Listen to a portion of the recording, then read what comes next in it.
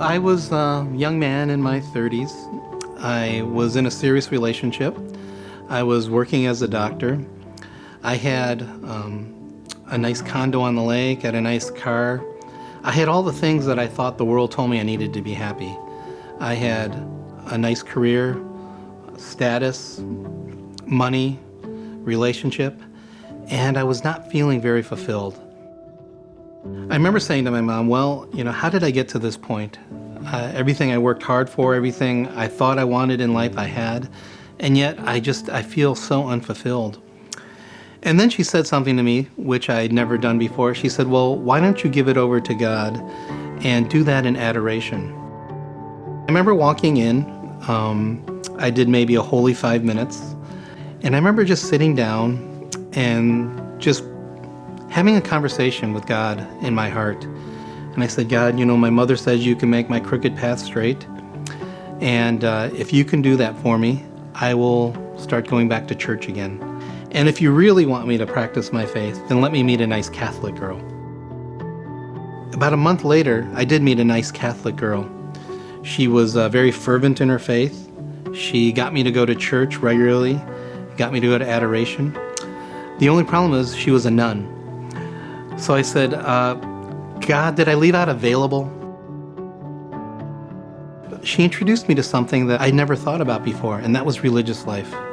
Because growing up, the only model for priesthood for me is seeing my priest in a parish, being a pastor, being a diocesan priest. She opened me up to a whole new world of religious life.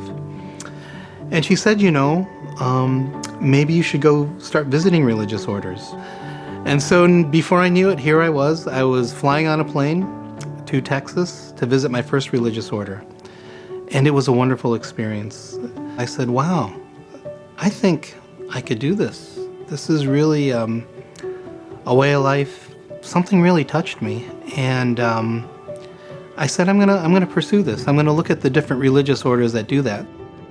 It wasn't until I visited the Croziers, they were the last religious order I visited, where there was something about that community.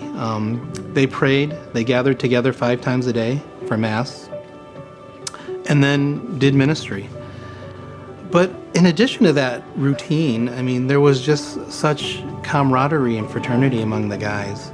And it reminded me of the close-knit family I had growing up, with my brother and my sister, with my cousins, how my family, we liked to tease one another. There was a lot of teasing that went on with the Croziers.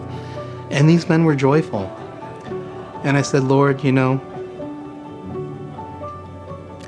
if you're calling me to this life, I think I could be joyful with these men.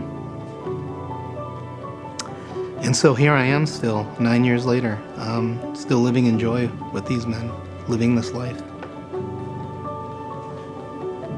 We like to say that we live together for God alone.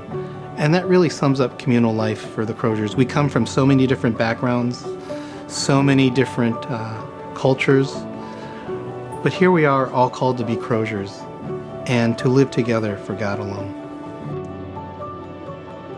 I've taken a vow of poverty, taken a vow of chastity and obedience, and I've never been happier to not own anything, to not have anything, and to say I've never been freer and happier in my life.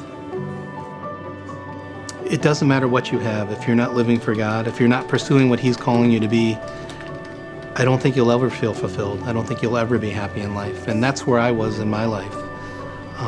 I was living for the world and not for God. It doesn't mean things are always going to be easy. It doesn't mean that things will always go smoothly.